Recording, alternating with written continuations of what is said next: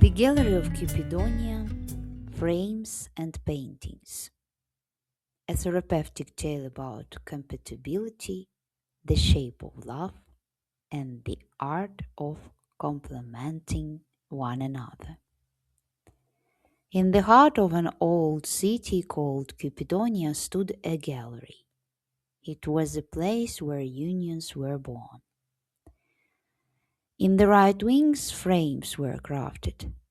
Masters chose materials, polished edges, and shaped strengths of fragility, restraint or brilliance into form. Every frame was told, your task is to hold, to support, to give structure. In the left wing, paintings came to life. On canvases appeared dawns and flowers, waters and empty spaces, mirrors and quiet horizons. Each painting carried its own story, sometimes warm, sometimes cold, sometimes still undefined. When frames and paintings were ready, they were brought into a great hall. There stood the master of unions.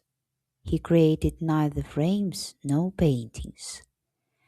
He only tried them together, curious, experimental, always open to new experiences. In the gallery there were two kinds of frames. The first was strong, wooden, steady, grounded. It was created with the words hold, protect, give support. The second was fragile and precious, transparent glass, delicate and shining. It was shaped with the words be beautiful, be special, be a treasure. New paintings entered the hall. One type was called the transformer painting. At first, it looked almost empty, but once placed into a frame, it began to mirror the frame's nature, creating scenes shaped by its partner. Another type often carried images like a cold rose, a crystal vase, or even a silver crown. Always elegant, flawless, shimmering in cool tones. Their beauty impressed, but rarely invited closeness.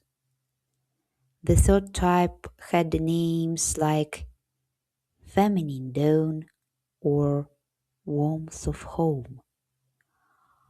On these canvases, water flowed, birds sang, a cat purred under a soft blanket, and gentle morning sunlight filled an endless blue sky. They felt alive, present, and welcoming. And so the master began forming unions. The strong frame and feminine dawn. A classic pairing. The painting seemed to expand. Light grew brighter. The frame did not press. It held space. They were placed at the center of the gallery, where visitors stood quietly, feeling peace. The strong frame and the cold rose.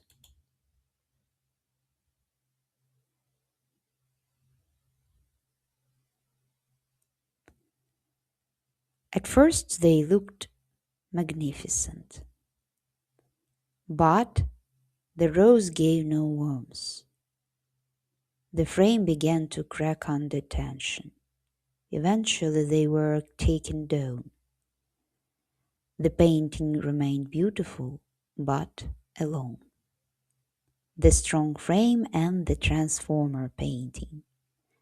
The painting mirrored strengthened with rigid lines, almost like a battle. The frame realized it was no longer supporting, but competing. They were separated. The fragile frame and the silver crown, two precious forms together, neither willing to soften. The frame slipped, then pressed too hard, the painting dimmed, then shone so intensely it hurt the eyes. In the end, it stood alone, the fragile frame and the transformer painting.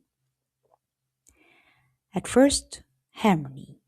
The painting adapted, but slowly it lost its own colors, until only a blank canvas remained.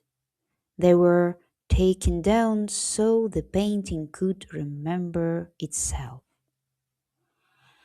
The fragile frame and warmth of home. The frame trembled under the painting's living warmth. There was simply too much presence for delicate glass to hold. The union dissolved quietly. After many experiments, the master paused. The gallery changed. Paintings resting in the corner were not broken. They were learning their essence. Frames with cracks were not ruined. They were discovering their true nature.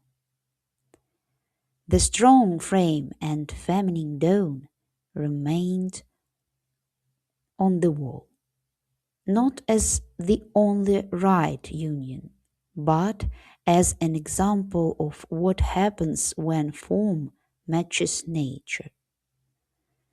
Visitors came and slowly understood. Love is not a battle. Love is not fusion.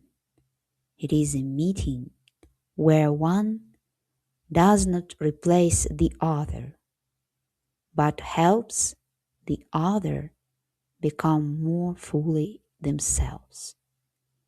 And over time, more unions appeared, not identical, but alive, because every frame eventually found a painting that fit, and every painting found a form that could truly hold it.